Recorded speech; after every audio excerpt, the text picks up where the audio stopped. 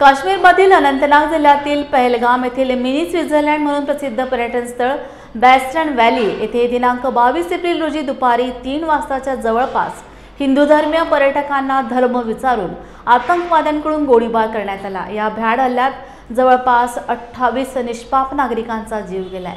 या भ्याड हल्ल्याचा घुग्गू शहर काँग्रेसतर्फे काँग्रेस अध्यक्ष राजू रेड्डी यांच्या नेतृत्वात दिनांक 27 एप्रिल रोजी काँग्रेस कार्यालयासमोरील चौकात पाकिस्तान पुरस्कृत भ्याड हल्ल्याचा जाहीर निषेध करण्यात आलाय व या भ्याड हल्ल्यात मृत्युमुखी पडलेल्या नागरिकांना भावपूर्ण श्रद्धांजली अर्पण करण्यात आली।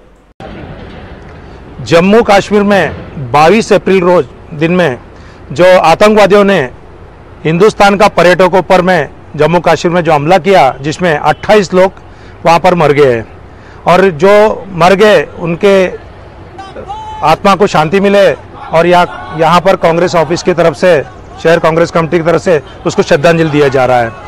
कहीं ना कहीं मोदी, अमित शाह का या अजीत डोभाल का, इन लोग जो बोलते कि भारत देश का जो एक्सपीरियंस है और जिस तरीके पाकिस्तान के ऊपर में अपन जिस तरीके के दबाव कर सकते हैं उस तरह की दबाव कर नहीं पा रहे, इसीलिए पाकिस्तान हिंदुस्तान को बार बार चिमटी लेती जा रही है।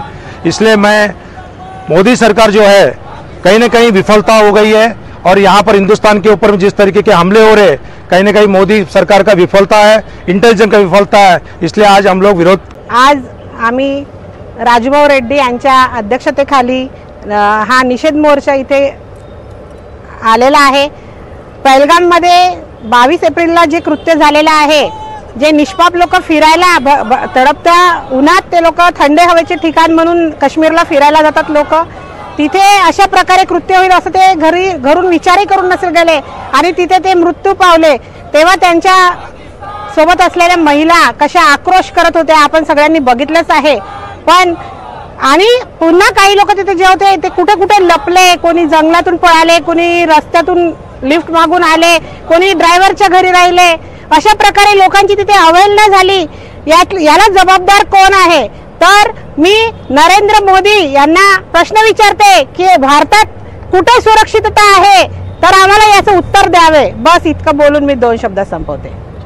जम्मू काश्मीरच्या पहलगाम इथं आतंकवाद्यांनी भारतीय पर्यटकावर गोळीबार केला।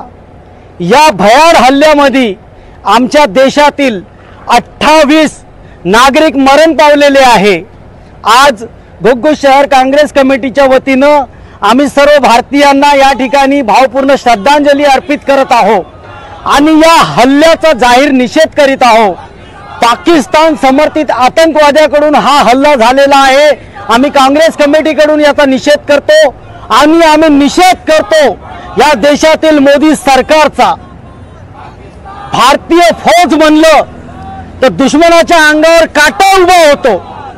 इंडियन आर्मीचा असं नाव आहे या देशामध्ये, जगामध्ये।